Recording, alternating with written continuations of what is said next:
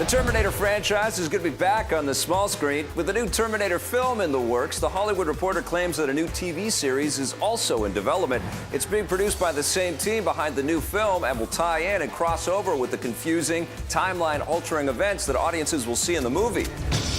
This isn't the first time the Terminator universe has found its way to television. The Sarah Connor Chronicles ran for 2 seasons from 2008 to 2009, and 2 of the writers from that show are even working on the new one.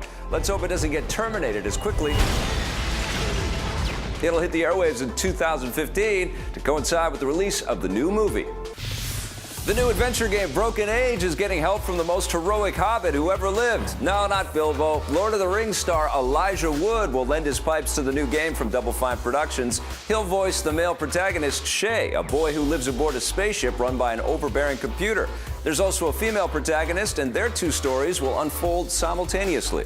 This is an idea for a couple of stories that I would think about separately and realize that they really fit together because they're both about coming-of-age stories, about a boy and a girl at a certain point in their life where they're just thinking about busting out from the routines that their family and their society and their town has put on them, and then have real adventures, hence a game with adventures.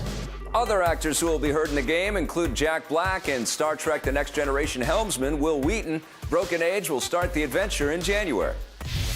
It looks like a new writing team is beaming up for the next voyage of the USS Enterprise. The 3rd film in the new Star Trek series is set to be penned by returning writer Roberta Orci, along with newcomers J.D. Payne and Patrick McKay. Alex Kurtzman and Damon Lindelof, who helped co-write the first 2 films, will not be back, although they may serve as producers. Turn around. The new film is expected to see the crew of the Enterprise take on the powerful Klingon Empire, and the last film's villain, Benedict Cumberbatch, may also return to unleash more wrath. There's still no official word on who will direct the new Trek film. J.J. Abrams is busy in the galaxy far, far away. The makers of the Xbox One exclusive Quantum Break are giving some love to Apple. Remedy Entertainment has announced Agents of Storm, an action strategy game being made for iOS devices. It's described as a reverse tower defense game where players build bases and ships in a bid to take over new territory. Agents of Storm will be available for download next year. Remedy's Quantum Break will also launch next year. It will thrust players in the role of different characters who have the ability to manipulate time, with the technology of the Xbox One allowing every object in the game to be affected by the temporal tomfoolery. It's collapsing. Move it!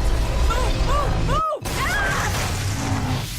Gamers will be able to meet their destiny on September 9th, 2014. That's when the new game Destiny from Halo creator Bungie will finally deploy. It'll be available on the PS4 and Xbox One, as well as the last-gen PS3 and Xbox 360.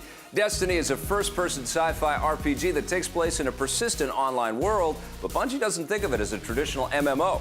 We really see ourselves as having a unique signature on that genre. We like to turn it on its head. We like to expect gamers to expect new things from that genre. The fact that you'll be on a path exploring this universe from the point of view of the hero, looking down the barrel, and you'll have chance encounters with other people who are doing the same thing, we see that as being new to our experience. So that's really what we're excited about.